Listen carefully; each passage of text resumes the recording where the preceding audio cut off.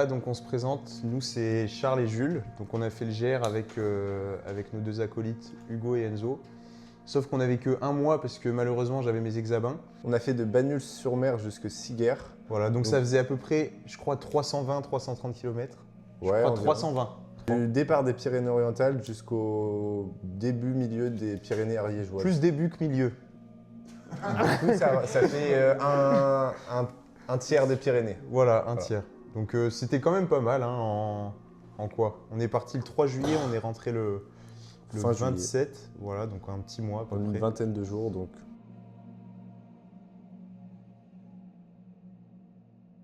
Un mot chez Lloyd. Moi, je dirais, premièrement, comment ça s'est passé sur un point de vue sportif. Je m'attendais à beaucoup plus simple. Parce que le GR, à la base, moi, je voulais surtout le faire pour aller dans les Pyrénées, vraiment le côté nature et le fait de pouvoir marcher. Et franchement, niveau sportif, j'étais surpris dès le premier jour, parce qu'on va vous raconter avec l'histoire des packs d'eau. Mais c'était dès le premier jour, c'était un challenge sportif, en plus avec la chaleur. Ouais. Donc vraiment, le premier défi, c'était la chaleur, je dirais. Sur la première partie, où on était quand même à basse altitude, c'était très chaud. Et le fait de marcher avec le poids des sacs, qui était plus d'une vingtaine de kilos, et du coup, les premiers jours, on a croisé un monsieur qui nous a conseillé de porter un pack d'eau de 9 kilos. Enfin, du coup, on s'est trimballé 9 kilos de pack d'eau à la main. En plus, on le portait mal. Du coup, ça a rendu vraiment Le début de l'expérience était compliqué, ouais. Voilà. Et ça nous a mis directement dans le dur physiquement. En plus, premier jour, on veut faire cuire du riz, mais on n'arrive pas à faire cuire notre riz. Non, du coup, c'était deuxième. Enfin oui, voilà, deuxième jour, on doit manger du riz cru. Et cumulé au fait qu'on doit porter des packs d'eau et qu'on n'a pas avancé on n'a presque pas avancé. Du coup, ça nous a mis directement dans la difficulté. Surtout qu'on est parti sans vraiment avoir de plan, quoi. On s'est dit, bon, bah, le GR10, ça a l'air sympa. Et donc, on était un peu dans l'inconnu. Et j'avoue que, franchement, au début, moi, j'en ai chié, hein, franchement. Parce qu'on a tous un niveau différent aussi au niveau de la marche et des jambes. Je sais qu'Enzo et Charles, ils étaient un peu devant nous. Et avec Hugo, on était un peu derrière. Mais ouais, au début, je me disais, putain, 1 mois comme ça, ça va être dur, quoi. Je sais même pas si on va tenir, mais au final, après 2-3 semaines, c'est bien passé. Et voilà. Mais vraiment, au début, j'étais pas prêt, quoi. J'étais pas préparé. Je dirais que niveau physique, la difficulté, c'était aussi que, en fait, le matin, on devait se lever tôt. Ah ouais, les réveils, c'était chiant. J'ai plutôt l'habitude de me lever plus tard et malgré qu'on se couchait plutôt tôt, j'aurais bien aimé dormir plus. Donc déjà, il y avait la contrainte de devoir se lever tôt. On essayait de manger rapidement pour partir et on marchait vraiment de 8h jusqu'à 18h, quoi. Et après le temps de poser le camp, ça nous obligeait en fait toute la journée à être en train de marcher. Alors que je m'attendais plutôt, niveau physique justement, à avoir plus de temps pour me reposer. Et au final, on avait vraiment beaucoup de temps, on devait être en action. Donc ça aussi, c'était plutôt plus compliqué que ce que j'imaginais. Dans l'expérience, j'en chiais beaucoup et je m'en suis rendu compte après, quelques mois après, que c'était vraiment incroyable. Mais après, moi, la différence de Charles, c'était que Hugo et Enzo, je les connaissais forcément beaucoup moins puisque j'étais beaucoup moins avec eux. Charles était avec eux toute la semaine, mais moi, j'étais en Belgique. Du coup, je les connaissais moins et au début, j'ai aussi appris à beaucoup mieux les connaître, quoi, puisque bon, je les connaissais déjà, mais pas vraiment intimement, on va dire. Du coup, ça a changé aussi pour moi. Ça m'a beaucoup apporté. Et voilà. Et sinon, la marche, on a dû faire preuve aussi de résilience parce que c'était dur de marcher tous les jours, etc. Il fallait rester focus, même quand il pleuvait, il y avait du temps de merde, on dormait dehors. Parce que voilà, c'est pas qu'on est riche, mais voilà, on n'a pas d'argent. Du coup, il n'y avait aucune nuit dans les refuges. On dormait dans nos vieux hamacs à 30 €. Donc pas vraiment de confort, mais bon, c'est vraiment quelque chose à faire, c'était trop bien. Et même si c'était dur sur le moment et qu'on voulait rentrer chez nous, là, j'ai qu'une envie, c'est de le refaire, quoi. Et ouais, j'allais dire les points les plus durs psychologiquement pendant le GR, contrairement à la vie de tous les jours, c'était de toujours être dans l'effort.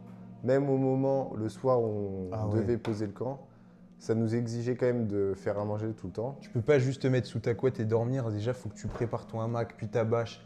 Puis ta bâche de merde, quoi, putain.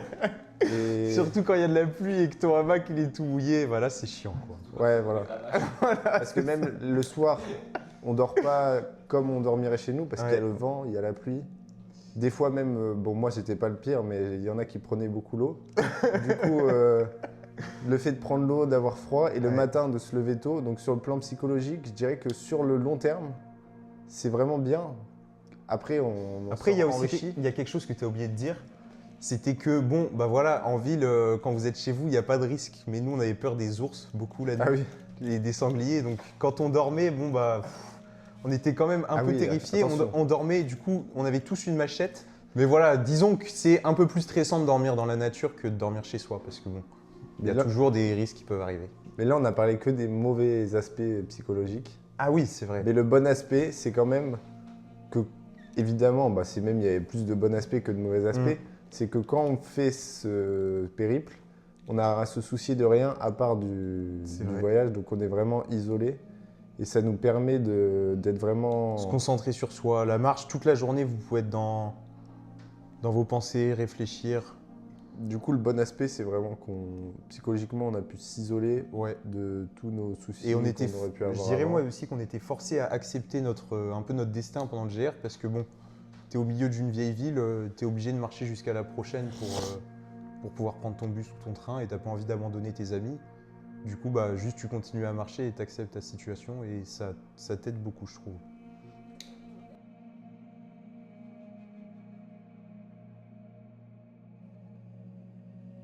Alors du coup, moi une fois, je sais pas pourquoi, c'était le dernier jour du coup du GR, le dernier jour de marche, et j'avais bu de l'eau en fait, mais qui n'était pas traitée, parce qu'à la fin on en avait marre de filtrer, etc.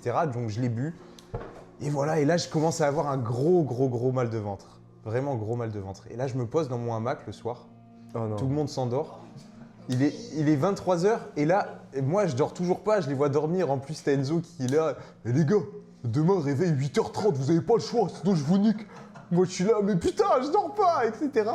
Donc j'ai trop mal au ventre, je me lève une première fois. Je suis pas bien et tout, je suis dans les vapes et j'essaye de chier. Sauf que j'y arrive pas. Donc je chie une mini crotte. Et là je me remets dans mon hamac. Mais sauf que le mal de ventre, il remonte, mais comme jamais. Et là, je descends, je peux même pas marcher, je fais 2 pas, puisque je me dis, oh, je peux pas aller plus loin, sinon ça va partir sur moi. Je me mets à chier, mais je n'ai jamais fait ça de ma vie, c'était une rivière de merde. Il y en avait partout. Et donc, j'ai passé pendant 1 heure, je me mets dans mon hamac, je descends pour chier, et en gros, j'ai chié 6 fois à côté du hamac, et je me dis, bon, bah voilà, demain matin, j'essaierai de me relever un petit peu avant eux et de les prévenir. Sauf que je me lève et je dormais un peu à l'écart. Eux 3, ils étaient là et moi j'étais là, il y avait la rivière à côté, donc on m'entendait pas. Et je leur dis le matin, ouais les gars, faites attention, j'ai fait caca dans la nuit, faut pas aller dessus. Et sauf que Enzo m'entend, mais pas Charles. Parce qu'il le dit vraiment vite fait, Ouais, voilà. en mode il s'en fout. Voilà, Moi et- j'étais le hamac le plus éloigné, mais on va. Et donc Charles le matin, il part pour se laver dans la rivière. Et là, je le vois, mais je le vois avec mes yeux, je dis rien, je suis là. Chut. Il marche, première merde, il fait putain, qui a chié là? Et là, je suis mort de rire. Du coup, Charles, il pensait qu'il n'y en avait qu'une, et du coup, il court vers la rivière, et là, il marche dans toutes mes merdes, juste avant d'aller dans l'eau. Et après, du coup, il avait de la merde sur les pieds et les claquettes toute la journée, et il avait des mouches qui étaient sur lui, c'était à mourir de rire.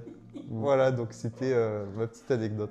Ça pourrait limite être mon anecdote aussi, tellement c'est marquant, parce que j'étais vraiment dégoûté.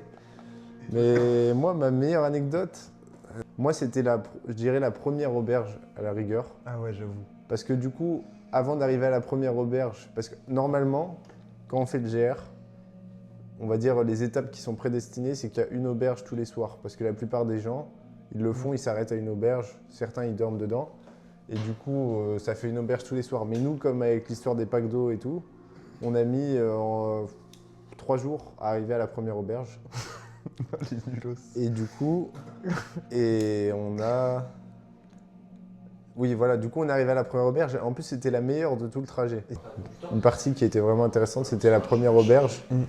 Parce que on avait marché 3 jours, on n'avait pas eu... Donc là, c'était limite le moment où c'était psychologiquement... C'était... ma vision du GR avait sûrement bien diminué. Et ça m'a permis vraiment de me rappeler que c'était vraiment bien. Parce qu'au final, on est arrivé, les gens étaient super sympas. Et en plus, Je pense pourquoi c'était l'anecdote préférée de Charles, parce qu'il y avait pâtes à l'infini. Il y avait pâtes illimitées. Oh là, il y avait Ça, pâtes illimitées. Voilà, c'est j'avoue, ça. ça m'a bien marqué. Et en plus, on a fait mon anniversaire au passage. On a pu se laver aussi. On a vu Les gros crasseux. Oh, Très simple. alors j'ai la réponse directe. La nourriture, oui, clairement. Je pense que c'est la bouffe et le confort surtout. Ouais, bah c'est ça. C'est le fait de toujours être plus ou moins dans l'inconfort, comme on disait, parce qu'on dort dans les hamacs, il y a le froid, le vent. Mais la nourriture, parce qu'on mangeait tout le temps du riz, soit du riz de la semoule avec des sardines ou du maquereau, quoi, du poisson. Donc. Et surtout, on n'avait pas les biscuits. Il n'y avait que le dieu des biscuits qui avait les biscuits, avec le sac à biscuits. Mais nous, on n'avait qu'un biscuit le matin. Et même les petits déjeuners, on disait tout à l'heure, mais le petit déjeuner, Ah ouais. parce que moi je suis habitué à manger beaucoup le matin, et par rapport à ce qu'on mangeait là, j'avais très faim. Bon, moi, c'est bien. Franchement, après le GR, on a bien savouré nos petits déj. Pour l'anecdote, premier truc qu'on a fait en rentrant, c'est qu'on a préparé une mousse aux fruits rouges et au chocolat. Et le truc qui nous a le plus manqué, et un bon lit, franchement, un lit dans lequel tu es au chaud et il n'y a pas de vent. Ça, on se rend pas compte, mais le fait de ne pas l'avoir pendant un mois, la première nuit, tu es vraiment content d'être juste dans Après, ton lit. quand il faisait beau, ça allait. Non. En hamac. Bah déjà, c'était très étroit parce que t'es très refermé comme ça. Bon, au moins, t'as une bonne posture, mais t'es pas libre comme dans ton lit, quoi. Tu peux pas bouger, t'as pas ta couette. Parfois, t'as froid, t'as la pluie qui tombe parce que les bâches, elles sont pas 100% waterproof. Je sais pas si c'est le mot pour une bâche. Étanche, voilà, étanche, c'est mieux. Mais voilà, donc t'as froid, t'es un peu à l'étroit. Avec sa goutte. Sinon, au niveau du bruit, c'est top. Hein, t'es dans la nature, donc pas de problème. Non, je dirais c'est plus le fait que tu te réveilles chez toi, t'es Ouais, juste bah voilà. chez toi, quoi. Chez toi, t'as ton cocon et là, t'es pas chez toi. T'es dans le territoire des ours.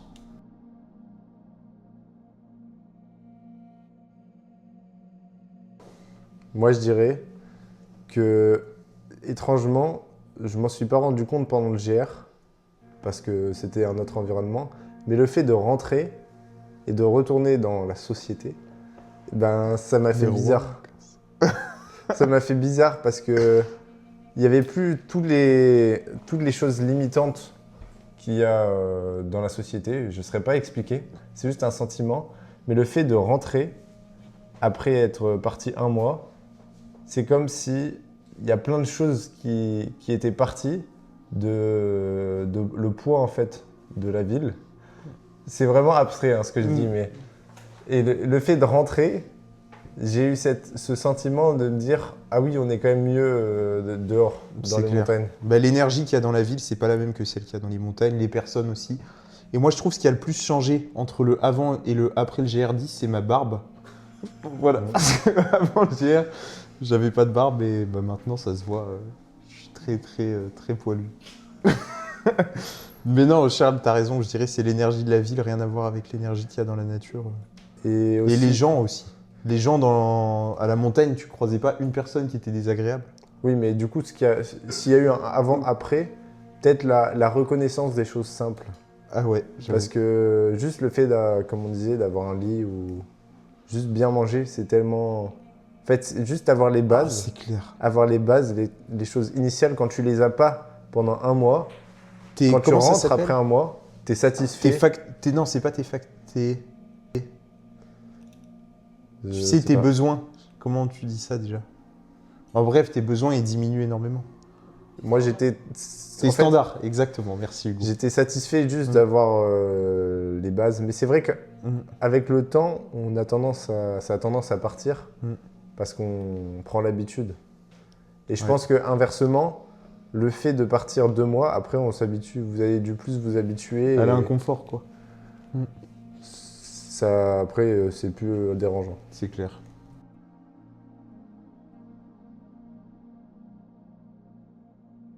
Après que Charles et Jules nous aient abandonnés, ils ont dû repartir parce que, bon, voilà, ils vous l'ont expliqué juste avant. Et donc là, on a fini avec Charles et Jules et on se retrouve avec Laurent. Et oui, on va vous l'introduire plus tard. C'est qui Laurent, Hugo? Voilà, donc Laurent, c'est tout simplement une personne qu'on a rencontrée à la fin des Pyrénées-Orientales. Et c'est grâce à lui qu'il va nous redonner un peu cette motivation après ses mauvaises expériences dans les Pyrénées-Orientales. Donc grâce à lui, on va pouvoir dormir dans un bon lit bien chaud. Voilà. Exactement, parce qu'il nous a invités. Et oui, il nous a invités dans son petit appartement. Donc on a pu dormir on a dormi un jour. Ok, donc du coup, ce qui est bien, c'est que voilà, on a pu faire une nuit au chaud à Axe-les-Thermes. Exactement, et on a mangé un bon magret de canard Un bon magret. avec du fromage maturé. Ouais, il avait fait maturer sur son petit balcon. Franchement, bonne rencontre. Il nous a un peu montré, parce que lui, il connaît beaucoup le coin. Il avait l'habitude de faire ses randonnées et tous les week-ends, il part dans les montagnes, donc il nous expliquait pas mal de choses et de coins à visiter entre la fin des Pyrénées-Orientales et le début des Ariégeoises. Donc voilà, on est parti sur l'Ariège à Mérens-les-Val. C'était le début. Au final, ils ont fait Mérens-les-Val, Charles et Jules. En fait, ils ont commencé l'Ariégeoise. Oui. Ils ont été. Ils s'étaient arrêtés avant, tu vois. Non. Donc ils se sont arrêtés à Mérens-les-Val. Non, ils se sont arrêtés après Mérens-les-Val à Siguières. Et du coup, nous ensuite, on a pu continuer en direction de Aulus-les-Bains.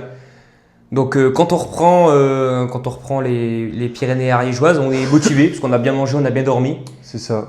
Voilà, vu qu'il y avait moins de charge mentale, on a fini à 2. Parce qu'à 4, c'est bien, mais il y a 4 fois plus de choses à dire, 4 fois plus de besoins. Donc c'est compliqué de faire vis-à-vis de tout un chacun. Et donc il faut accumuler tout ça. Et quand on a fini à 2, c'était mieux parce que voilà, on avait l'habitude d'être à 2. Et donc on a vraiment foncé. C'est là où on a commencé à faire des kilomètres parce qu'au début, franchement, on n'avançait pas, quoi. C'était dur, on avait du mal, quoi.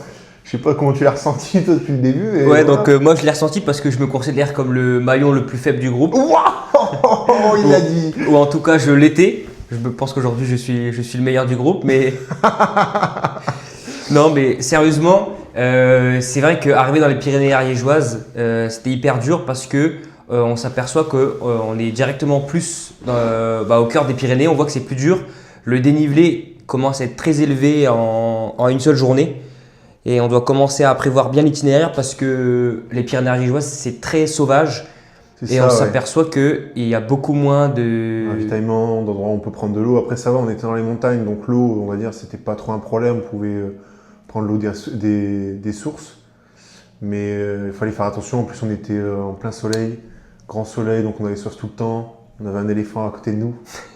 Voilà, parce que c'est aussi mon défaut, c'est que j'ai énormément bu dans les Pyrénées ariégeoises. Je pense que j'avais une mauvaise gestion de mon eau, ce qui faisait que j'avais le besoin, en tout cas je le ressentais, le besoin de boire tout le temps.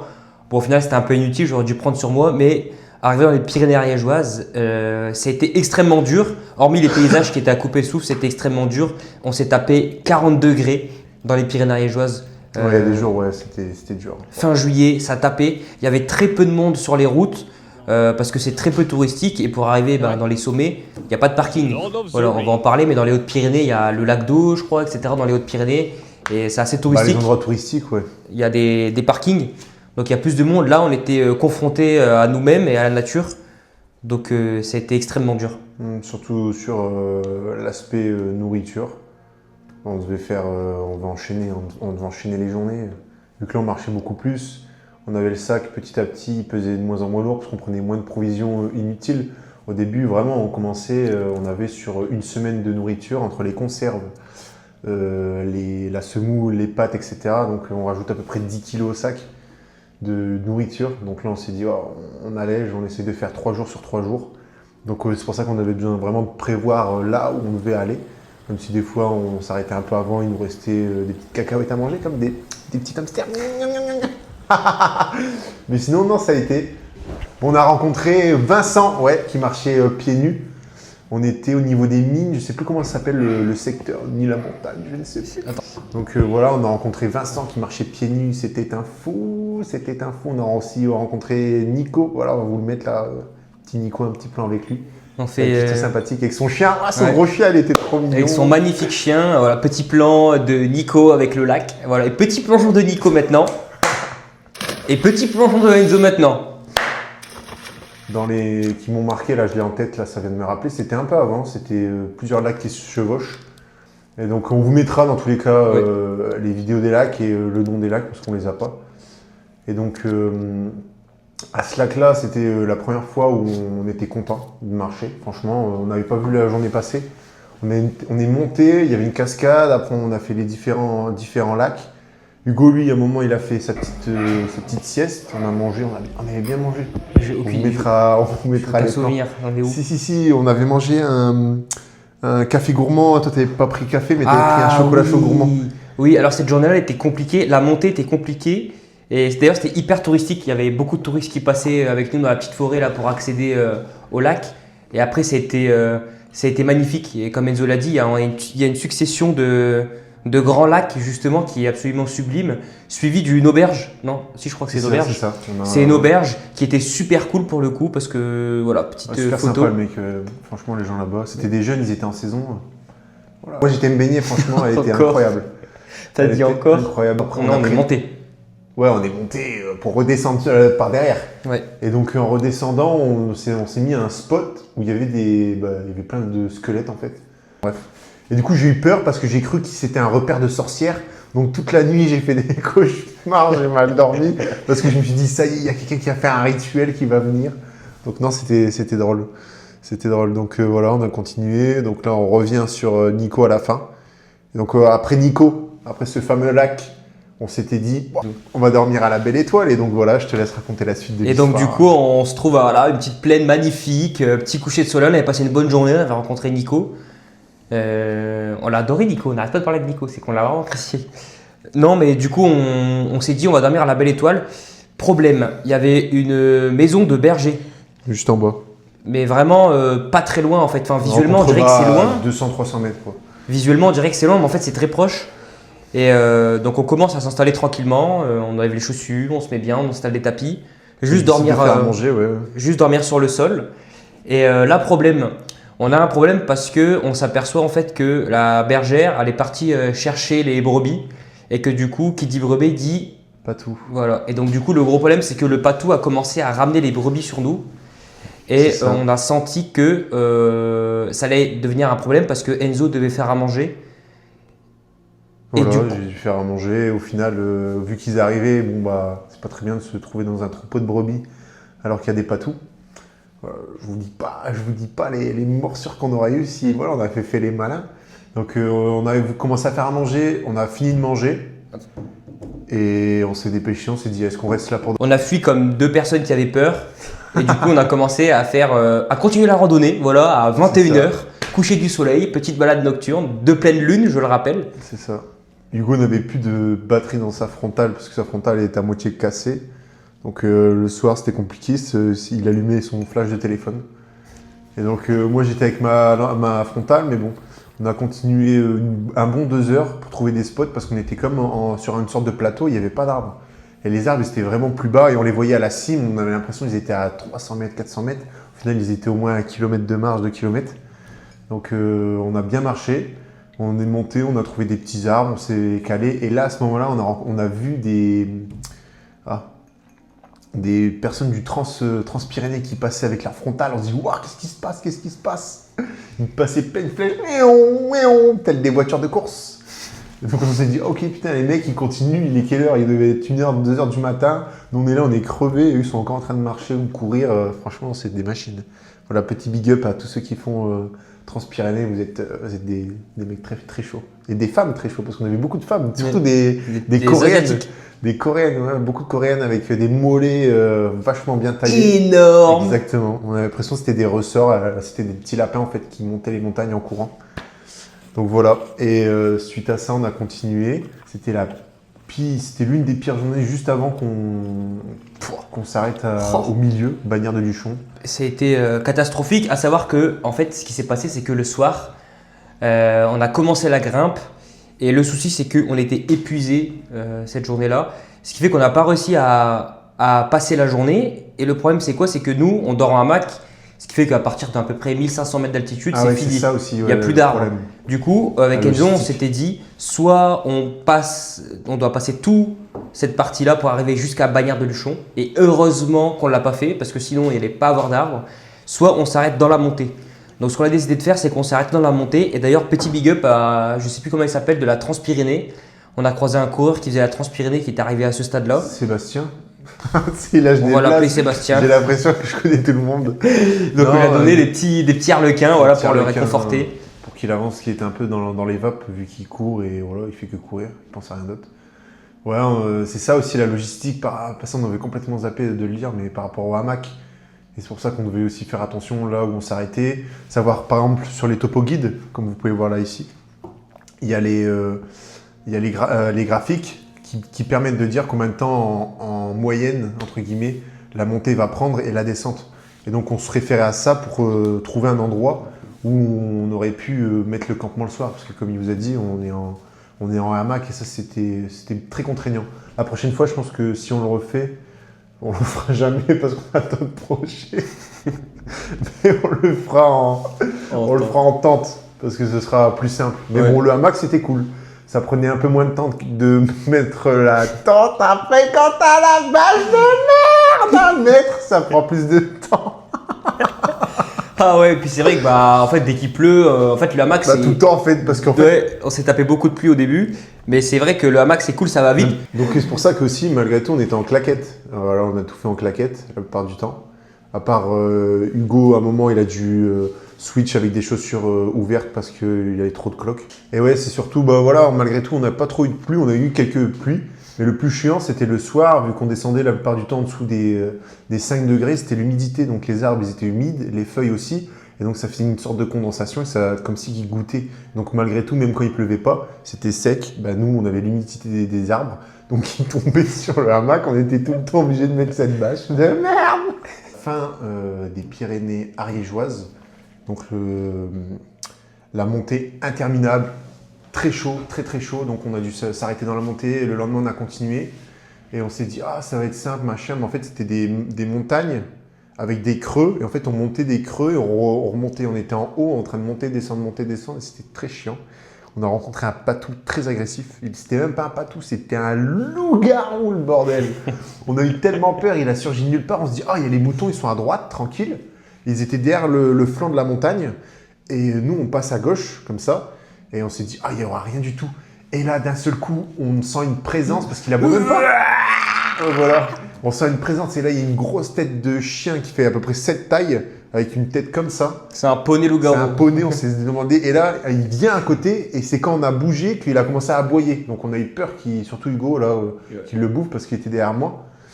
Sauf qu'on se dit, on va faire un tout droit dans cette ville. Et ben non, qu'est-ce qui s'est passé? Au lieu de faire un tout droit dans cette ville de... On a fait un immense tour. En fait, on a fait un tour. On a fait une balade. C'était une balade. C'est vrai que nous, on n'avait pas assez marre de voir ce paysage. Parce qu'en plus, en Ariège, c'était quand même assez sec, assez brûlé. À la fin des Pyrénées-Orientales, c'était extrêmement vert. Dans le milieu de l'Ariège également. Par contre, vers la fin, vers Bagnères-de-Luchon, le paysage était catastrophique. C'est Tout sec, était ouais. brûlé. Et en fait, c'était juste relou de marcher dans ça. Il faisait extrêmement chaud. Donc, psychologiquement, c'était hyper compliqué. Il fallait prendre sur nous. On n'avait plus beaucoup de sang-froid. Et là, en plus, se dire qu'on arrive à Bagnères-de-Luchon d'en haut, on voit Bagnères-de-Luchon, on se dit parfait. Et que là, on doit faire une immense boucle. Franchement, ça a cassé le moral. Mais on a réussi tant bien que mal à aller jusqu'à un petit village. On a rencontré un petit monsieur qui d'ailleurs nous a donné des œufs. Ouais, super sympa. On arrive et tout, on dit, ah, où est-ce qu'on peut boire? Parce qu'on avait faim, il n'y avait pas de magasin encore, il devait déjà midi passer. Et on me dit, ah, vous n'avez pas quelque chose à nous donner, machin? Il dit, ah, bah venez. Donc il nous a passé des œufs, des pommes, du jambon sec d'Espagne. Et voilà, il s'avère que ce monsieur, ce petit village appartenait à sa famille d'antan. Donc là, je sais plus, je crois qu'il a vendu pas mal de parts, donc il nous expliquait sa vie. Et donc il a dit, ah, si vous voulez, je vous amène à Bagnères-de-Luchon. Parce qu'en fait, c'était que de la route presque pour aller jusque là-bas. Et on avait un peu ras-le-bol, on voulait se poser, faire une bonne nuit, parce que, comme on l'a dit, on a fait aucune auberge, on n'était qu'en hamac. Et donc il nous a amenés, super sympa, et c'est là où on s'est pété le bide au restaurant. Petite vidéo à l'écran, vous laissez. Vous déguster Ouais. avec vos yeux. Qu'est-ce qu'on a pu manger? Voilà, on s'est vraiment fait plaisir. Au soir, on était au restaurant. On a galéré surtout à trouver l'endroit où dormir. Donc là, les TikTokers, ce qui se passe, c'est qu'on arrive à Bagnères-de-Luchon, on s'est régalé. De toute façon, vous venez de le voir, les images parlent d'elles-mêmes. Et donc là, on se dit, bon bah parfait, voilà, on va entre guillemets payer pour un hôtel parce que on s'est dit, on veut au moins. Ouais, au début, c'était un camping, c'était même pas un hôtel déjà. C'est ça, au début, on voulait juste dormir en camping parce qu'on s'est dit qu'on avait envie d'avoir un confort, c'est-à-dire avoir une douche. C'était la moitié, ouais, c'était désigné comme la moitié du périple. Au moins une douche et des sanitaires. C'est ça. C'était C'était le minima et en fait on s'est rendu compte que tous les campings étaient blindés parce que bien sûr on est en haute saison, nous on est complètement décalé parce qu'on est dans les montagnes, on croise pas beaucoup de monde dans l'Ariège. Et en fait tu arrives à Bagnères-Luchon, c'est le retour de la civilisation. C'est ça. On a pris à peu près un camp de 15 vacances. jours je pense en Ariège, un peu moins je pense. Je sais plus du tout. Environ on va dire environ 15 jours je pense. Faudrait que je regarde. J'ai pas d'horloge dans ma tête. La date, je sais pas. j'ai les plans moi sur le machin. Mais, et donc là, pour ceux qui voient Bagnères-Luchon, il y a une immense avenue qui va de la nationale ou la départementale jusque le centre-ville. Eh bien, on s'est tapé cette route dans le sens inverse parce qu'on a été du camping le plus loin pour revenir là où on est dans le centre-ville. On a fait absolument tous les campings.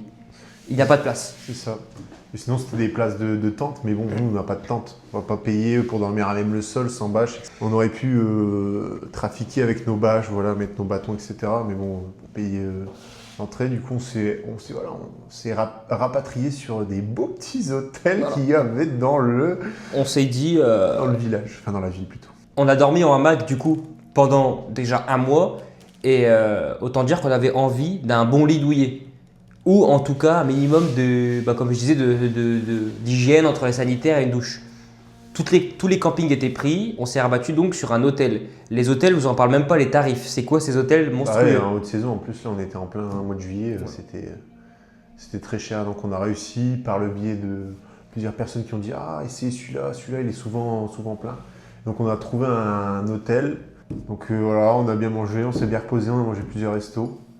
On est resté un jour et demi, enfin journée, le lendemain, et puis après on est reparti. Sur toute cette partie ariégeoise, on a fini fatigué, à bout. On a même pensé à arrêter. Voilà, c'est juste passé comme ça. Il y a une brief de pensée qui dit « On arrête !» Et on n'a pas arrêté parce qu'on a bien mangé, on s'est reposé. Mais sinon, ouais, c'était dur le fait d'être tout seul. La conclusion, l'Ariège, pour ceux qui disent que c'est dur, effectivement ils ont raison, c'est dur. Mais attention parce que nous, la différence des autres, c'est que la plupart des gens, ils dorment en auberge ou en tente quand ils peuvent pas, mais la plupart, ils sont plaisir dans les auberges. Nous, on avait fait 0 auberge. Ça, On a dormi jamais en auberge. Donc à chaque fois, nous, on ne peut pas profiter des douches ou des sanitaires, même si on a déjà profité. Mais la plupart du temps, on ne peut pas, on doit se laver dans la rivière. Pour manger, on doit faire chauffer la popote, on mange souvent du riz, etc. Donc nous, on n'a pas les conditions bonnes, entre guillemets, pour optimiser le trajet. Donc forcément, le fait qu'on ait une pensée passagère d'abandon, c'est tout à fait normal. Et c'est justifié par le manque de confort qu'on avait depuis un mois. Surtout qu'on n'est pas des gens de la montagne, on n'est pas habitués. Quand on faisait ça, au final, on a réussi parce que tout le monde peut le faire. Quand on a une condition physique, c'est pas si dur que ça. Le mental, si on l'a, bon bah voilà. Tu l'as vu, il a eu mal partout. Au final, il a réussi parce qu'il avait le mental. C'était dur physiquement, mais bon, quand on a le mental, on sait qu'on peut avancer malgré tout. Et c'était compliqué. Mais bon, on a choisi de faire ces conditions. Hein. C'est nous qui avons choisi. Au début, on partait vraiment sur une autonomie pure. On a vu que c'était trop dur. Donc on a rajouté 2-3 trucs, mais pas des choses extravagantes, comme il vous a dit, dormir en gîte, se doucher, etc. Bon, voilà, on faisait à la bonne franquette, comme de vrais randonneurs, entre guillemets. Et puis en plus, je pense que ça ne nous intéressait pas trop de vivre l'expérience des auberges. Je sais que c'est bien, on peut rencontrer du monde. C'est ça, chacun son choix, c'était pas le nôtre. Donc, Voilà. Mais nous, c'était pas dans nos plans. On voulait dormir avec la nature, être au plus proche de la nature.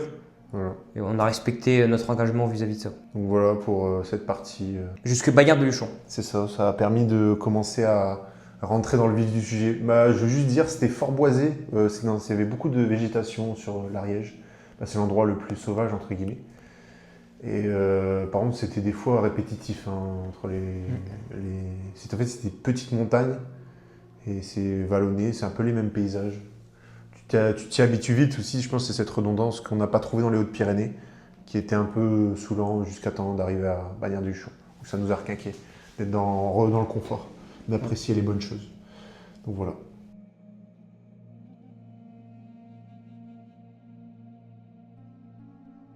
Bon, on vient d'arriver dans les Pyrénées centrales. On a commencé déjà avec un bon dénivelé sur un grand soleil. Je me rappelle très très bien. Hugo voulait pas passer par le chemin traditionnel parce qu'on avait marre de monter. Et donc, il s'est dit, on se fait un tout droit à travers pour aller chercher La station. la station. J'ai dit, t'es sûr de toi? Il me dit, ouais, vas-y. Je dis, ok. Donc moi, j'ai tracé sa race. Je dis, je veux passer par un endroit dur, bon, bah, on va marcher. Et en fait, c'était bien raide, c'était pas des grandes fougères, mais c'était des grandes plantes bien hautes, donc c'était bien chiant à se démerder, à monter jusqu'en haut. Donc on a eu beaucoup de mal. Et là, les amis, c'est le drame. Je me suis tiré une balle dans le pied. Je me retrouve avec un dénivelé. J'ai l'impression que je devais mettre mes mains par terre pour monter. Et jusqu'à la station de ski, il y avait des trous. Il n'y avait pas de chemin. C'était des hautes herbes. En plus, elles faisaient mal. Elles piquaient les jambes et les bras parce que c'était hyper aride. C'était hyper dur. Mais au final, on est arrivé en haut et on s'est mangé une petite glace. Glace, On s'est fait tranquille. plaisir. Tranquillou. La Donc, petite glace. Et donc du coup, voilà, nous voilà partis en direction du lac d'eau. Et arrivé au lac d'eau, nous du coup, vu qu'on l'a fait dans le sens Bagnouls-Sandaille, on se retrouve au-dessus du lac d'eau et pas en dessous. En fait, donc arrivé au-dessus, on a une vue magnifique. De toute façon, il y aura les vidéos à l'appui qui sont juste sublimes. c'est ça. Et d'ailleurs, il y avait énormément de touristes. Donc il devait y avoir un parking parce qu'il y avait énormément de C'est ça, touristes qui étaient là pour... je sais pas pourquoi en fait ils étaient là. C'était prévu, normalement, la boucle pour aller jusqu'au lac d'eau, c'est prévu à peu près pour 3 heures du parking, du premier parking. Tu te Donc au souviens final, c'était un peu, tout le monde pouvait venir. C'est ce qui a gâché un peu ce moment-là dans les Pyrénées. Dans les Hautes-Pyrénées, c'était magnifique, franchement, c'était les plus beaux endroits où on a vu, parce qu'après on a vu un endroit, c'était féerique. Mais le petit hic, c'était touristique. Comparé à l'Ariège, du coup, on venait d'un endroit vraiment désertique. On pensait retrouver ça, mais au final, on ne l'a pas retrouvé. Mais bon, malgré tout, il n'y avait pas grand monde sur le chemin. C'était juste aux endroits stratégiques, entre guillemets. Profond de mon être, jusqu'à chercher dans mes intestins. Qu'on a vraiment ressenti ce surplus de touristique. De toute façon, il y a une démocratisation de la randonnée, de ça, depuis... quelque temps, grâce au réseau, grâce à YouTube, grâce à tout le monde. Voilà, franchement, le fait qu'on montre sur les réseaux les beaux paysages, des choses, mais derrière on ne montre pas comment c'est difficile à atteindre. Donc il y a plus de gens et maintenant on apporte plus de facilité, on va dire, aux gens lambda qui n'ont pas trop de physique pour aller dans des endroits un peu plus compliqués. Et puis même tout le monde cherche un endroit où s'évader, un endroit où c'est beau, donc c'est normal qu'il y ait de plus en plus de monde, mais dans l'Ariège, on l'a absolument pas vu parce que c'est beaucoup plus sauvage. Donc déjà, arriver d'en bas, c'est sauvage. Le parking est sauvage, entre guillemets, en Ariège. Sauvagerie. Donc si le parking est sauvage, ça commence déjà bien avant le parking. Déjà, atteindre le parking est compliqué. Donc c'est pour ça qu'on avait très peu de gens sur les routes comparé aux Hautes-Pyrénées. Vu que même en hiver, ça tourne bien, la station de ski, etc. C'est des complexes balnéaires. Comment ils appellent ça, tu sais? Enfin bref, c'est des sites spécialisés dans le domaine sportif. Et maintenant, ça se démocratise de plus en plus avec les VTT de descente. On en a eu plein. Ouais. C'est aussi dangereux, franchement, sur le GR. Mais bon, ils avaient l'air de gérer, donc on se décalait, ça allait. Mais ils arrivent plein de balles. Ils prennent des fois les mêmes sentiers que nous. Donc on a eu quelques frayeurs. Et voilà sur cette partie-là, lac d'eau. Après le lac d'eau, on est arrivé sur le parking d'en bas. Chier. La première fois qu'on était une tempête en montagne, ça fait peur.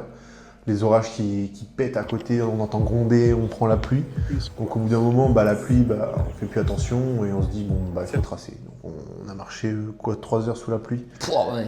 Et à la fin, on a couru. C'est ça. Et donc au final, on arrive à l'auberge, trempé. Il faisait froid, on était un peu sur un plateau avec des arbres. Du coup, on se croirait un peu dans ambiance film d'horreur. Et ce plateau avec les arbres, on rentre dans le chalet, enfin, dans l'auberge, et on dit machin, on explique un peu. Et là où on devait rentrer, il y avait 2 sas, là où on rentre et là où il y avait les gens. Et en fait, ça s'avère là où il y a les gens, il y a du chauffage. Mais nous, où on était, il n'y avait pas de chauffage. Et dès qu'on ouvrait la porte pour le chauffage, les gens qui étaient déjà dedans, ils se plaignaient parce que machin, confort. Mais nous, on était trempés. Et voilà, c'était un peu chiant. On essayait d'aller demander à manger, ils disaient qu'il n'y avait plus à manger parce qu'à ce moment-là, c'était l'heure, c'était 19h, c'était l'heure où les gens ils préparaient à manger. Donc il n'y avait plus rien, à ce qui paraît, alors que c'est un truc touristique, il y a toujours à manger, ils se font ravitailler tout le temps. Et donc ça aussi, c'est pareil pour le chauffage. On voulait faire chauffer nos trucs, la pièce pour faire chauffer, elle ne marchait pas, donc Hugo il a appuyé sur tous les interrupteurs. Et il a trouvé l'interrupteur pour allumer le. Oui, c'est vrai. J'ai allumé le chauffage pour sécher les chauffage. vêtements. Je dis, ouais, je m'en fous, moi. Je m'en fous. Moi, je veux du chauffage. Donc, il était là. Clic, clic, clic, clic, clic.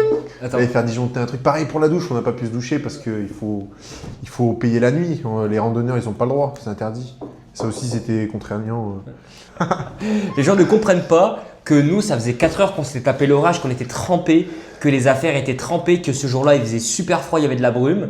Et les gens, eux, ils étaient dans le chaud, tranquillement. Ils étaient là depuis le début de l'après-midi, alors que là, on était arrivés, nous, vers 18 h. C'est ça. Et donc, les gens se permettaient, ils avaient pris tous les prises, alors que tout était chargé. Après, les prises, je peux comprendre, c'est pas un problème. Mais alors, le coût du chauffage, etc., on avait froid, on ne pouvait pas accéder.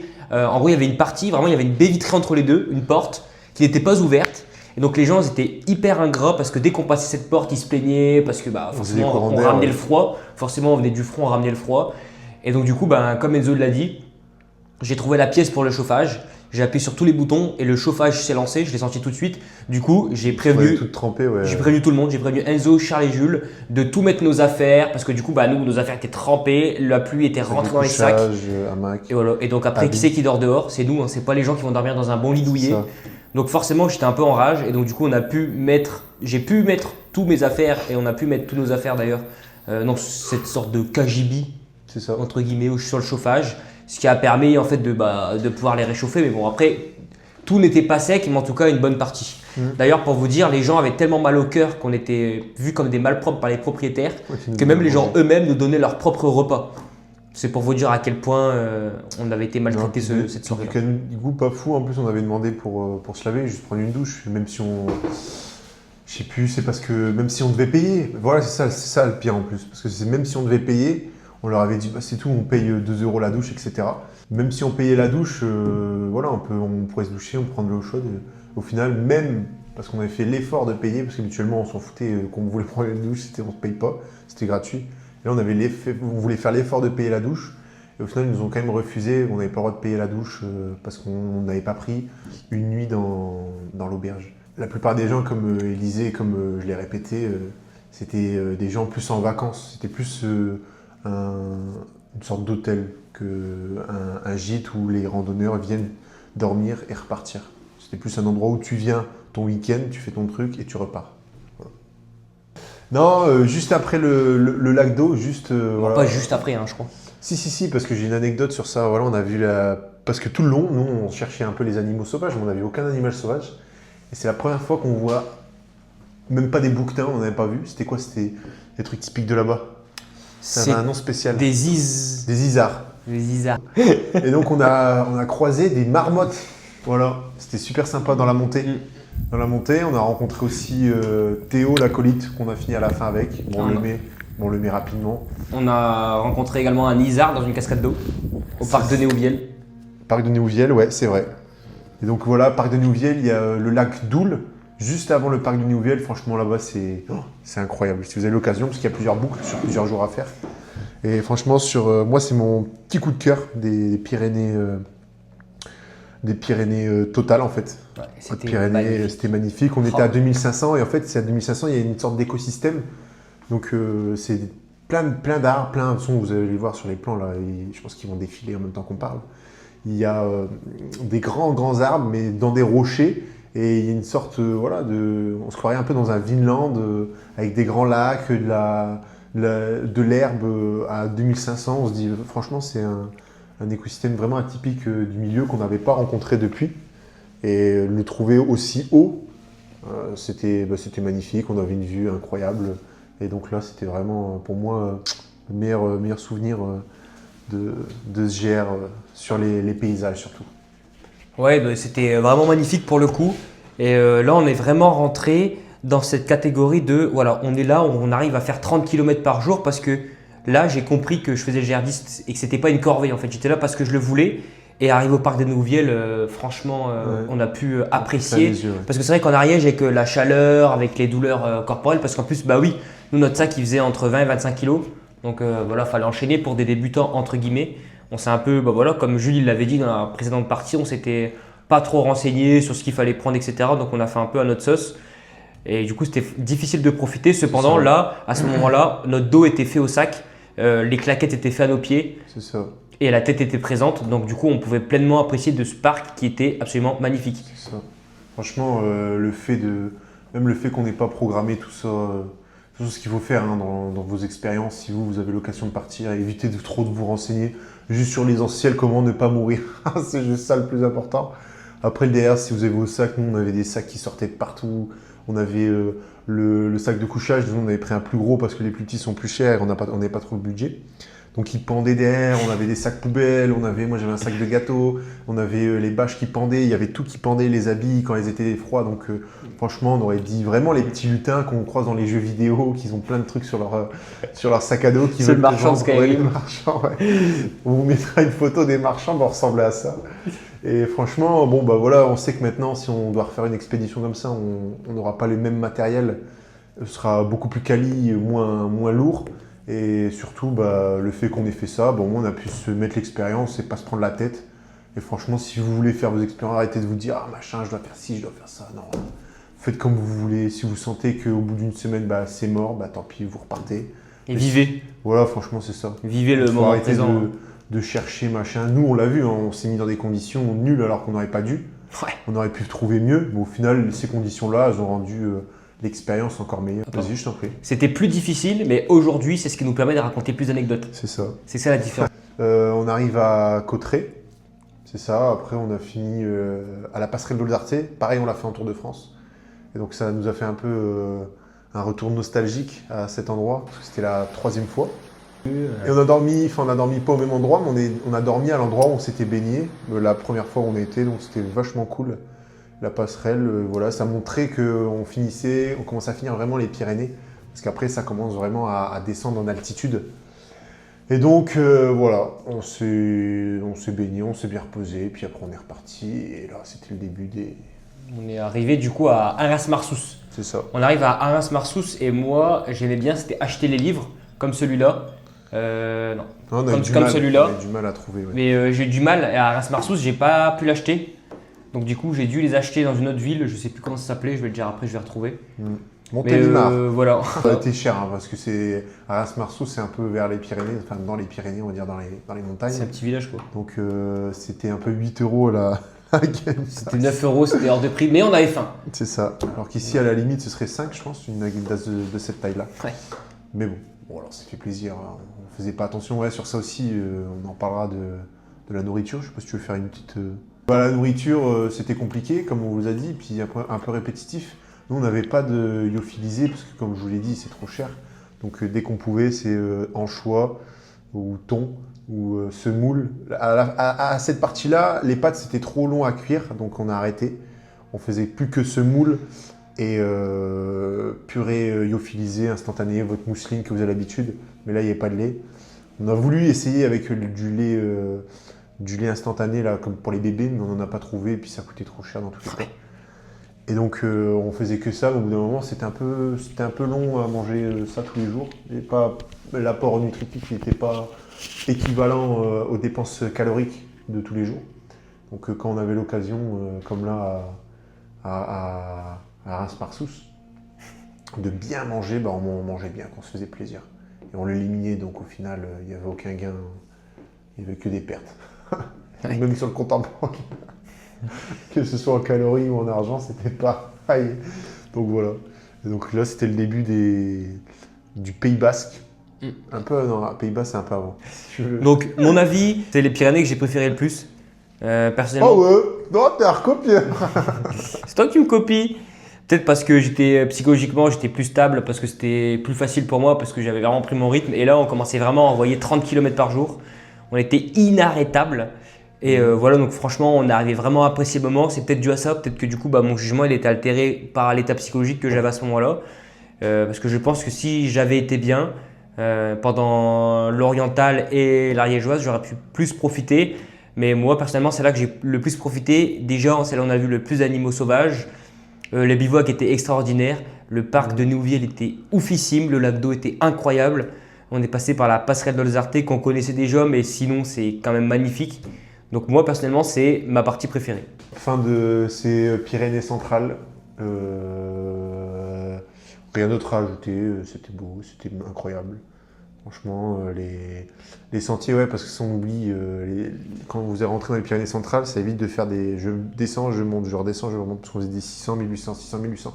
Là, on reste à, on va dire, 1100 en altitude.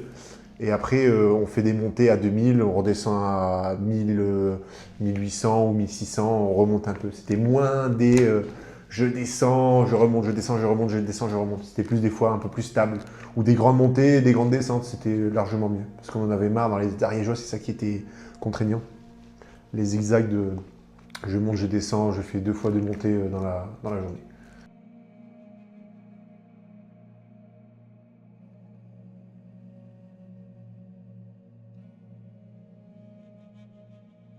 Donc on est parti après pour les Pyrénées occidentales. Et on commence les Pyrénées occidentales par le beau tour du pic du Midi d'Ossau. Franchement, c'était pareil, une belle boucle. Belle boucle qu'on n'a pas faite, bien sûr, hein, parce qu'on passait juste à travers. Et c'est là aussi, cette journée, Hugo il a perdu son panneau solaire. Parce qu'on avait des panneaux solaires. Sauf que le problème, bon bah voilà, il prenait des coups. On les avait achetés sur Amazon. Au début, ça allait. Et franchement, en termes de charge, on va dire, quand il y avait du beau soleil, il chargeait bien. Mais dès qu'il y a une des plaques, parce qu'il y avait différentes plaques, une des cellules qui ne prend pas le même soleil que les autres, et ben, ça veut dire que la puissance qui sort à la fin, elle est complètement diminuée et ça fait comme si qu'il n'y avait presque pas de soleil. Et ça, c'était contraignant. Et puis après, bon, bah, ils ne nous ont pas trop servi. Et lui, il a complètement perdu dans la montagne. En haut, on était en train de descendre. Et au final, on s'est dit, bon, non, on ne remonte pas, on le laisse, tant pis. De toute façon, il était cassé.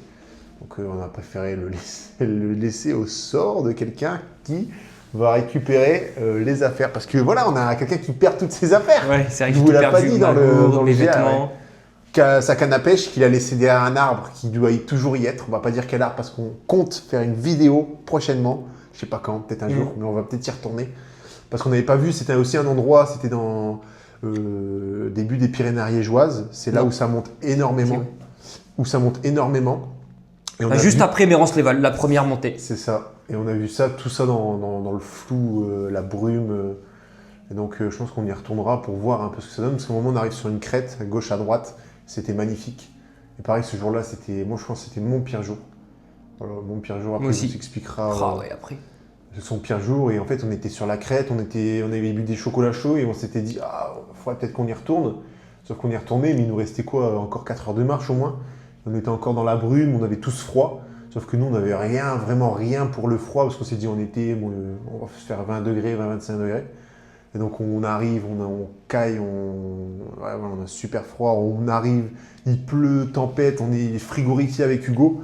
Et donc on dit aux 2 autres compères, parce qu'ils étaient un peu plus chaudement habillés que nous, on dit bon on va courir parce que là franchement si on reste là, moi je vais faire une hypothermie. Je le sentais que moi, j'étais mou, j'étais très mou, même Hugo il était mou. Donc on a commencé à courir parce que je ne me voyais pas m'arrêter là, devoir se réchauffer parce qu'il y en a un de nous qui est à la limite de faire un malaise. Donc on a couru, puis après s'ensuit, on a trouvé une cabane, etc. Et donc voilà. Et ça c'était ma pire anecdote sur ce GR. Hugo vous expliquera dans les... Bon, un autre à ajouter sur le pic du Midi d'Ossau, c'est beau, c'est touristique, il y a du monde. Ouais, c'était magnifique, on a eu du beau temps, on a eu de la chance. C'est ça. Et non, franchement, c'était... C'est baigné dans le lac, même si ils vont nous dire « Ouais, t'as pas le droit !» Dans le lac ? Bah, Il y avait pas un lac ? lavé quoi. Il y avait où un lac ? Au pic, juste avant, quand on est arrivé. Parce qu'on est arrivé, juste avant, il y avait...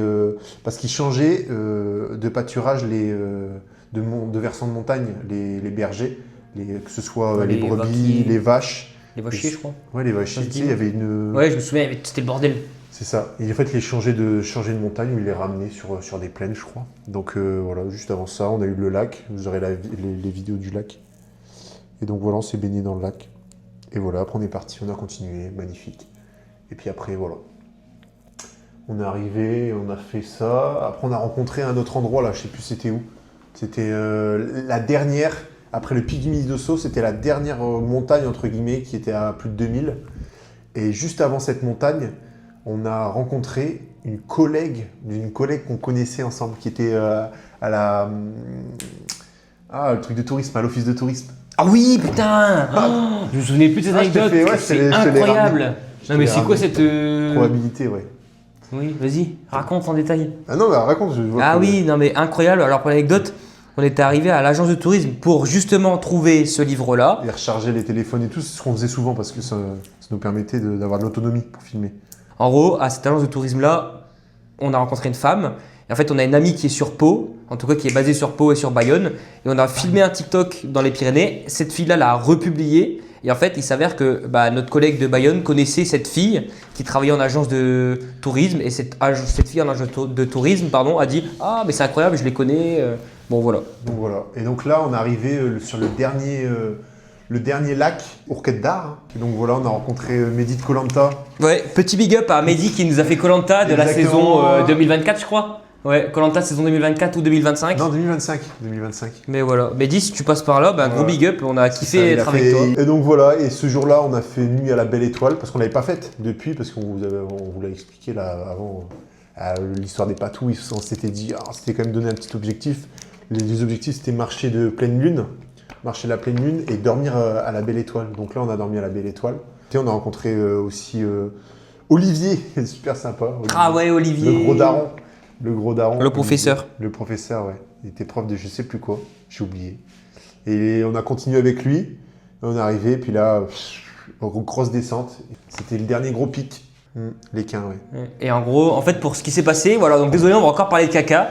Ce qui s'est passé, c'est que je spoil un peu, j'ai eu une énorme gastro. Par manque d'hygiène, je pense, parce que je nettoyais mal ma popote, etc. Donc il y a dû avoir des bactéries qui ont dû faire des enfants et j'ai dû les manger. Résultat, j'ai eu une énorme gastro et donc toute la journée je vais bien, puis arrivé à Etso, ouais, et j'ai commencé à avoir mal au ventre et j'ai mal compris mon mal de ventre. Je pensais que j'avais pas assez mangé. Au final, j'avais un début d'une diarrhée qui était en train de se provoquer. Résultat, je me suis goinfré d'un bon cassoulet de 800 grammes, bien froid. Bien pas cuit. C'est ça. En plus, c'était pas les cassoulets qu'on retrouve au supermarché, bon voilà, avec plein de colorants ou je sais pas quoi. Là, c'était des vraies boîtes de cassoulets avec bien la graisse. On voit le morceau de gras au-dessus parce que c'est froid, qui donne un bon goût bien sauce. Alors, franchement, même moi, j'ai eu du mal à le manger. Alors lui, j'imagine pas. Et on a mangé ça avec des petits princes. Enfin, la sous-marque des petits princes parce qu'ils n'avaient pas de petits princes. Et donc on a mangé ces deux trucs. Donc du coup on arrive à Estot et là je commence à mettre mon hamac pour le soir. Et là je dis à Enzo, Enzo j'ai mal au ventre, ça va pas. Et donc du coup je me couche très tôt, il doit être 21h, je crois qu'il fait limite encore jour. Il y a encore un peu de soleil dehors. Et là il est 23h, je me réveille en transpiration. Et là je sens que j'ai envie de vomir mais j'ai jamais eu ça de ma vie. Et je sens que ça va vraiment pas. Et donc du coup je sors de mon hamac, mais le problème c'est que vous savez on est vraiment duvet donc faut que je sorte. Et là je sors. Et je vomis un jet, j'ai jamais vomi ça de ma vie, un jet, je ne savais même pas que je pouvais avoir autant de liquide qui était dans mon estomac et donc je vomis une première fois et là je crie Enzo. Et je lui dis il se fait attaquer et tout, il me dit ça va pas, je suis pas bien, je vomis machin, nanana. Je dis putain prends un cachet etc. Donc au final il s'est remis dans son hamac suite de son premier vomi. Et là, moi, j'ai même pas vomi une fois, j'ai vomi au moins 3 fois. Juste avant qu'Enzo il vient, Enzo il débarque, j'ai fini de vomir. Ah bah ça va, t'as l'air d'aller bien. Non, ça va pas parce que franchement j'étais mort. C'est ça. Donc après lui il retourne dans son hamac, moi j'y retourne dans le mien. Et là moi je m'endors, arrivé le lendemain matin, je le vois comme ça. Il se dit qu'est-ce qu'il y a, t'as pas dormi? Il dit non, regarde, il y a du caca, du vomi partout, c'est moi. Je dis oh non. Je dis, tu te sens comment? Pas bien, machin. Je dis, ok, je dis, on va se laisser une petite journée de pause. De pause, le temps qu'il récupère. Ouais, t'as passé une pause. C'est ça. Vraiment une pause. Mais au final, c'est la première fois que ça m'arrivait. C'est-à-dire que j'étais tout nu et je faisais vomi par la bouche et caca par mes fesses. Donc j'avais double geyser qui partait parce que le fait d'avoir envie de vomir, ça contractait mes abdominaux. Et le fait de contracter, envoyait la diarrhée. Donc c'était terrible et ça a duré 6 jours, les amis. C'est ça. Voilà, on a pris 6 jours pour aller de Etso à l'Esquin. On a pris 6 jours, on a pris 1 jour de repos. Après on n'avançait plus, on faisait 15 km. C'était affreux, j'étais mort. Je pensais vraiment que j'allais crever quoi. On est arrivé dans un village. Pareil, je sais plus c'était quoi ce village, il n'y avait pas d'arbre, il fallait qu'on marche encore, Migo il était mort. Du coup on est arrivé vers une bergère, elle avait du fromage. Moi c'était le jour de mon anniversaire en plus. Elle avait du fromage, j'étais comme ça, comme un clochard parce qu'on a réussi à trouver des arbres mais ils étaient vraiment en pente. Donc le spot était nul. Et je me mets en dessous de la bâche parce qu'il pleuvait, il y avait l'humidité dans les arbres. Et lui, il n'en pouvait plus, il était en train de vomir à côté de moi. Et il met sa truc, il se met dans son hamac qu'il a pas trop mangé parce qu'il avait du mal à manger en ce moment. Et donc moi j'étais allongé comme ça sous mon hamac, vous aurez la vidéo. Et je suis en train de manger mon pain rassis. Ton repas d'anniversaire. Mon pain rassis avec mon carré de brebis là. Mon tome de brebis, franchement, c'était super anniversaire. Pendant ce temps, moi, j'étais en train de chier, sachant que c'était une pente comme as. Donc, je chiais, je devais me tenir aux arbres. Pendant ce temps, Enzo, lui, sa bâche s'était envolée. Il a perdu sa bâche dans un gouffre à côté. Ça a dévalé de la montagne. C'était horrible. Il faut savoir que la gastro, je l'ai eu 6 jours, les amis. Je l'ai eu 6 jours. Ça faisait à peu près 50 jours qu'on marchait. J'avais perdu à ce moment-là peut-être 10 kilos. Donc, autant vous dire qu'on était très affaiblis. On dormait uniquement dehors. Donc là, le fait d'avoir une gastro, je m'étais fixé une date limite, c'est-à-dire que j'avais dit si pour vendredi, je suis encore en gastro, je serais obligé en fait d'aller à l'hôpital parce que vu mon état physique, j'étais extrêmement faible et j'ai toujours l'habitude de me mettre dans l'inconfort et de pousser les choses à l'extrême. Sauf que là, je sentais vraiment que ça a dépassé ma limite. Je ne pouvais plus accepter ça, que ça devenait dangereux. Voilà, et après le dernier pic, c'était sur le dernier jour de son mal-être. Je sais plus c'était quoi, c'était le premier sommet à 1500 mètres, je crois qu'il était, le sommet juste. C'était magnifique. Oh, c'était magnifique. Beau, ouais. Mais au début, quand on a monté, on a monté dans le brouillard, donc on voyait rien. Hugo, il était mort et je savais qu'il fallait qu'on passe derrière les montagnes pour et tout. Je le voyais, il était mort. On a demandé aux cabanes de berger si on pouvait aller dormir, mais on ne pouvait pas. Et on ne voyait plus rien, donc on ne savait plus où ils étaient les arbres. Et on avait croisé des arbres avant, donc j'ai dit, viens, on fait demi-tour. Parce qu'en vrai, s'il n'est pas bien, il est en haut et qu'il n'en peut plus, il fait un malaise. Moi, je suis tout seul à devoir le gérer. Moi aussi, j'étais un peu fatigué. Donc, on a fait demi-tour. On s'est retrouvés dans les arbres mouillés, encore une fois, toujours en fait. Moi, j'ai plus de bâche, donc j'avais des gouttes qui me tombaient dessus. Lui, par solidarité, il n'avait pas mis sa bâche. Oh, et je suis vraiment un bon pote quand même. Un bon pote des doigts des pouces. Je me disais, alors plutôt qu'il y en a un sur les deux qui vont être trempés, autant que les deux soient trempés en fait. C'est ça. Et moi, ce soir-là, je ne sais pas du tout. Et c'est à ce moment-là, j'ai fait une intolérance à l'ail. Parce que je mangeais tout le temps de l'ail dans tous mes repas, parce que voilà, j'aimais bien et ça donnait du goût. Je mettais de l'ail et de l'huile d'olive. Et donc là, j'ai purée instantanée, lui, il n'a rien mangé. Purée instantanée avec du thon à la catalane, avec un peu d'huile d'olive et des morceaux d'ail. Hop, je mélange comme ça. J'y mange, j'ai dit, oh, ouais, c'est bon, c'est bon, c'est bon. Et vu que l'ail, je ne l'ai pas bien décortiqué, j'ai pas enlevé la germe qu'il y a dans l'ail, et ben, le soir, j'ai eu un mal de ventre, mais j'ai pas dormi. Et du coup, ça a fait la pire nuit de ma vie et c'est moi qui me sentais pas bien après, j'avais du mal. Juste à marcher, à monter, là il nous restait quoi, 3 heures pour monter, même pas. Bah, j'en pouvais plus. Et donc après on est monté, on a réussi à passer et puis c'est là où on a mangé un bon repas. Un gros restaurant les amis. Oh là là là mon dieu, quel délice. Après une gastro, quand tu crèves la dalle, tu bouffes de la viande. De la viande, moi j'ai pris un hamburger. Quel régal. J'ai pris un bon hamburger, ça m'a requinqué au final. On a fait une petite sieste et puis après on était reparti. Oh, la sieste du Seigneur aussi. On était reparti requinqué, on a fait une bonne nuit. Je me rappelle, je crois qu'on a fait une très bonne nuit. Et puis après on a débuté Pays Basque. Et là, Pays Basque, on a tracé. On a tracé et ce qui fait qu'on est arrivé du coup jusque Bidaraï. C'est ça. Voilà. À savoir que pour l'anecdote, on avait la flemme de passer par le GR10. Du coup, on a voulu passer dans un petit village au bord de la route. Et au final, du coup, on a suivi ce village, on est arrivé sur le bord de la route jusque Bidaraï.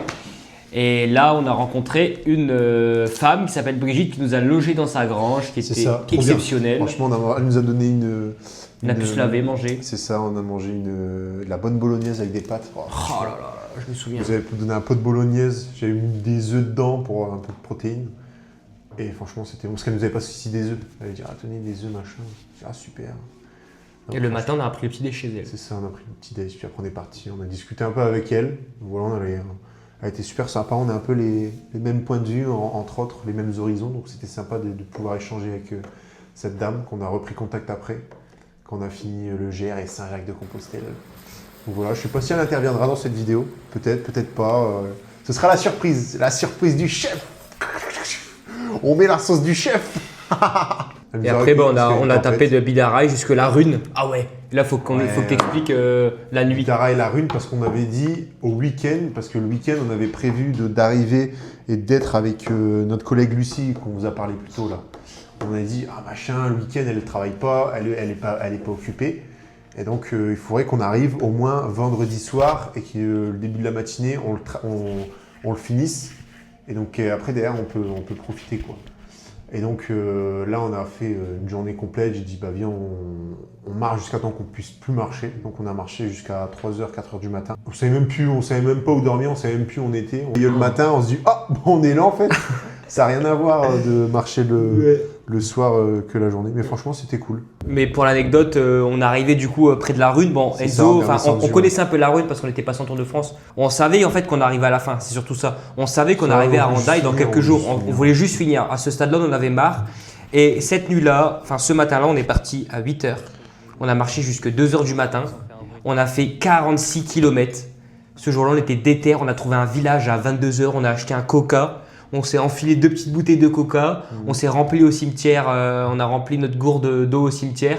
On a été faire un joli caca dans les toilettes publiques. Et on est reparti. Et là, on a bombardé toute la nuit jusque la Rune. La Rune, juste après. Et arrivé à la Rune, en fait, on Dans la a descente. vu surplomber Biarritz. On a vu peut-être Bayonne de loin. On a vu Hendaye. On s'est dit, on y est. On s'est dit, demain, C'est la on merde. y est. Et donc voilà, on a continué, on s'est arrêté dans la descente de la Rune. Le lendemain, on s'est réveillé. Et puis après, on a fait 2 jours pour arriver jusqu'à Hendaye. Donc on est arrivé au week-end. Au week-end, la collègue, elle nous a ramenés, on était trop contents. On a pu bien dormir, bien manger, parce qu'elle est trop sympa. Elle nous avait ramené chercher des tacos, et oui. Elle avait été chercher des tacos pour nous, donc on les a réchauffés, on a mangé des tacos. On est arrivé à Hendaye, et Hendaye, qu'est-ce qui s'est passé, mon petit Hugo? On est arrivé, et il fallait que notre collègue nous attende, enfin notre collègue. Théo, parce qu'on se suivait, lui faisait l'Exatrek. L'Exatrek, c'est 3000 km, 150 000 mètres de dénivelé. Alors là, tu passes par le Jura. Après, tu fais les... Massif central. Non, tu fais les Alpes avant, Massif central, et après, tu repars par le Gerdis. Pyrénées. Fini à la mer et pour fêter l'occasion, on s'est bu un petit shot d'alcool, sachant C'est qu'on ça. ne boit jamais d'alcool.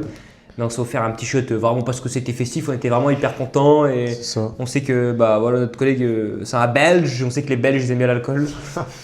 Donc du coup il était content et on s'est vidé parce que également Yves et Joël nous avaient passé une bouteille de vin que Yves fait du vin lui-même. C'est ça. Et donc du coup on a fini cette bouteille La bouteille de vin. de vin sur la plage qui était très symbolique. Donc avec Lucie, on est resté 3 jours. Et donc le lendemain, on est revenu en Hendaye parce qu'on s'était dit, ouais, quand on arrive, on fait du surf. Bah, en fait, c'était la pire idée de notre vie. Parce qu'au final, on était fatigués, hein, on n'en pouvait pas. Et là, à ce moment-là, c'était, je sais plus, il y avait eu quoi, marée haute. Et donc, c'était quand même des vagues importantes, marées. imposantes. Et vu que, bon, bah voilà, on est des novices et que quand on loue des planches, il ne passe que des vieilles planches en mousse qui vont absolument pas sous les vagues. Et ben on prend la mousse, on prend tout dans la gueule, à moins qu'on fasse la tortue, la technique de la tortue. Mais bon, à chaque fois faire la tortue, remonter, hein, c'était trop compliqué. Moi, je me dis, ouais, dans ma tête, j'étais un surfeur professionnel, donc je mets ma truc. Hugo, il était encore en train de mettre sa combi. Donc moi, là, je me dis, vas-y, alerte à Malibu, je cours, je prends les vagues, je vois, nanana. Sauf que moi, je vais là où il y a les vagues, elles se forment. Je vais pas dans les mousses parce que voilà, je me sens pour un professionnel. Sauf que j'ai une planche nulle et je suis un peu nul. Et donc, je dis, ah, je commence à voir la vague qui arrive, je la prends bien. Sauf que moi, je ne sais pas surfer la vague. Je ne sais pas venir et prendre la vague en surfant. Moi, je sais juste aller tout droit. Je ne sais pas tourner. Donc, j'arrive, je prends la vague, je dis, wow, je la prends super bien, je la prends super bien. Sauf que c'était une grosse vague. Entre autres, elle a fait un tube, mais un très petit tube, mais elle casse. Du coup, elle me prend comme ça, je dis, waouh. Là, je me commence à me mettre à la limite debout. Et en fait, elle me casse et moi, je me pète la gueule, je fais la machine à laver. Je reviens, j'ai bu de l'eau, j'en pouvais plus. Je dis, Hugo, c'est bien, je fais une pause. On n'arrivait même pas à aller au-delà des vagues parce qu'on était fatigués, en fait, du GR, au final. Et heureusement que la meuf de la location nous a fait moitié prix. Big up hein. Ouais, franchement. Elle était super gentille. En fait, c'est une femme qui adore la montagne, C'est qui ça. adore le GR10. C'était un peu son objectif de faire le GR10, mais elle l'a jamais fait. Et donc, du coup, quand on a été la voir en lui disant qu'on voulait finir le GR10, elle a tellement, on va dire qu'elle a tellement eu de reconnaissance en ce qu'on avait fait parce qu'elle sait la difficulté voilà, du GR10. Que voilà, elle nous a fait moitié prix, c'est-à-dire qu'elle nous a fait payer une planche sur les deux. Sur ce périple qui est le GR, on va peut-être partir sur une belle conclusion. Avant cette conclusion, voilà, vous avez vu tout le long de cette vidéo la magnifique mâchoire. Voilà, on vous mettra les différents ossements qu'on a trouvés. Alors, si vous voulez faire partie de cette aventure, vous voulez la créer par vous-même ou même faire d'autres projets comme voyager à d'autres endroits, évitez de trop prévoir parce que je pense que c'est l'une des choses que beaucoup de gens essayent de faire parce que maintenant, on a, grâce au réseau, grâce à l'influence d'Internet, on peut avoir beaucoup d'informations Et donc le fait de rechercher, ça donne beaucoup trop d'informations, un gros tas, et des fois on en prend trop, on dit on doit acheter ce type de matériel, ça. Et au final on a vraiment programmé toute la liste de ce qu'on devait faire, et il n'y a plus de place pour la partie découverte, parce que vraiment c'est une programmation, on sait quel itinéraire à faire, on sait où on va aller, on sait ce qu'on doit prendre, on sait où on va manger. Et le fait de trop programmer, ça fait aussi ça fait perdre de l'essentiel, ça perd de la véracité à cette expérience qui est juste de marcher en fait en montagne. Mais voilà, essayer de fournir, on va dire, un peu de temps à la recherche de comment faire votre voyage ou votre expérience qui est là, le GR10. Mais sinon, évitez de trop vous submerger par toutes les informations. Et allez-y en mode voilà, tranquille, sans appréhension, écoutez pas, faites votre propre expérience. Parce qu'au final, si vous faites votre propre expérience, c'est comme ça que vous allez la vivre à 100%. En évitant, comme on l'avait expliqué plutôt en évitant de recopier un tel, parce que malgré tout, on est influencé. Et même si vous voulez parler de logistique, le soir, voilà, si vous programmez bien, vous aurez 3-4 heures. Donc ces 3-4 heures, vous pouvez les utiliser pour programmer la journée suivante, de savoir où vous passez, vous regardez. De toute façon, vous aurez la connexion un peu partout dans les montagnes. Hein. On n'est pas au fin fond de l'Amazonie, on a quand même une civilisation. Donc en termes de nourriture, que ce soit l'eau, la nourriture, vous aurez tout à disposition en tous les 30 km. Donc c'est pas un souci. Voilà, donc pareil là, vu qu'il y a plusieurs personnes qui vont nous regarder, il y aura des niveaux différents. Donc surtout, n'hésitez pas. Voilà, un petit conseil, c'est si vous voulez pas regarder sur YouTube comment les autres font, du coup pour pas détériorer l'authenticité que vous allez avoir quand vous allez faire vous votre chemin dans les montagnes, en l'occurrence le GR10, vous pouvez au moins faire ça, c'est-à-dire prévoir vos étapes à l'avance. C'est-à-dire que si vous partez une semaine ou deux, vous pouvez prévoir vos étapes et vos nombres de kilomètres. À savoir que le nombre de kilomètres, il va peut-être être différent parce que vous savez pas les aléas qu'il va y avoir sur votre chemin. Peut-être que vous allez tomber malade, vous allez avoir mal quelque part, vous n'allez pas avoir le moral. Donc après, sur le nombre de kilomètres parcourus, ne faites pas trop de planning. Surtout, faites un planning, c'est peut-être dans les 3-4 jours. Et tous les 3-4 jours, vous faites un planning, ce sera beaucoup mieux. Et surtout, ne regardez pas ce que les autres font parce que ça va gâcher l'authenticité du GR10, en tout cas de votre GR10, parce que chaque GR10 est différent. On y vient pour des raisons différentes et on repart avec des réponses différentes. Donc voilà, ne gâchez pas toute cette expérience et puis voilà, foncez. De toute façon, si vous pensez au GR10, c'est que vous devez le faire tout simplement. Sur les une semaine à prévoir, voilà, il y en a qui n'ont pas vraiment le temps, il y en a qui n'ont pas les capacités. Même si c'est qu'une semaine, vous y allez, vous faites votre truc et au moins ça fait une belle expérience à raconter et à interpréter. Parce que l'objectif, c'est vous-même et c'est vous qui allez pouvoir faire. Voilà, vous êtes dans l'action. Et ce sera l'objectif de cette expérience. Par contre, il faut savoir aussi bien marcher, quoi. Parce que voilà, on va quand même... Préparez vos jambes, là il y aura du dénivelé, ça va, voilà. Ça va piquer, monter, descendre. Mais il ne faut pas avoir peur, dans tous les cas, on est fait pour marcher. Toute votre vie, vous allez marcher. On marche tous les jours. Donc là, c'est juste marcher en montagne, avec des beaux paysages. Puis ça va aller, prenez plaisir, c'est pas une compétition, c'est du temps que vous vous accordez à vous-même. Donc dans tous les cas, c'est que du positif pour vous. Donc merci à vous. Voilà. N'oubliez pas de souscrire à un abonnement. Voilà. N'oubliez pas de vous abonner à la chaîne, c'est très important parce que là on est parti. Des petits likes, voilà, on est parti, premier projet. Du coup, de ce qui va arriver sur la chaîne, n'hésitez pas surtout à activer la cloche pour ceux qui nous rejoignent. Voilà, on aura plein de séries de vidéos. On a commencé une série de podcasts. Surtout, n'hésitez pas, vous qui êtes passionnés seulement par la montagne, par la nature, par l'effet sociétal, n'hésitez surtout pas à aller voir, ça peut potentiellement vous plaire. Voilà, dans cette vidéo, on a fait un feu de camp, on a montré notre camp en hamac, puis on a suivi d'une conversation spirituelle qui peut peut-être vous intéresser. Donc n'hésitez pas, il y aura plusieurs concepts de podcasts avec un endroit différent, avec un invité différent. Donc n'hésitez pas, ça peut potentiellement vous plaire. Et c'est ça, et on va aussi amener des nouvelles types de vidéos. Là, on a un court-métrage pour cet été, on va essayer de fournir quelque chose de qualitatif. Comme je l'expliquais, cette vidéo, voilà, on n'a pas eu toutes les ressources qu'on aurait pu disposer. C'est parce que voilà, on avait quelque chose à vivre et c'était pas en filmant tout le temps, en prévoyant, etc. Parce que comme on vous l'a dit, nous, on était vraiment dans l'authenticité et c'était un peu en mode survie. Donc si en plus du mode survie, il fallait prévoir quelque chose, c'était pas possible. Donc là, on a ça, on a des vidéos qui vont arriver, on aura d'autres projets de voyage, on a des vidéos un peu plus sportives. Donc là, c'est une immersion une semaine sur un sport. Là, le prochain, en l'occurrence, c'est le tennis. et survoir l'évolution, notre progression d'une semaine et on va essayer de faire différents sports. Voilà, mais merci à tous d'avoir écouté, d'avoir regardé cette vidéo. Et Merci voilà, si vous êtes encore là jusqu'à la fin. on se dit à la prochaine quoi. On se dit au prochain, prochaine vidéo. Ciao ciao, c'était Hugo et Enzo.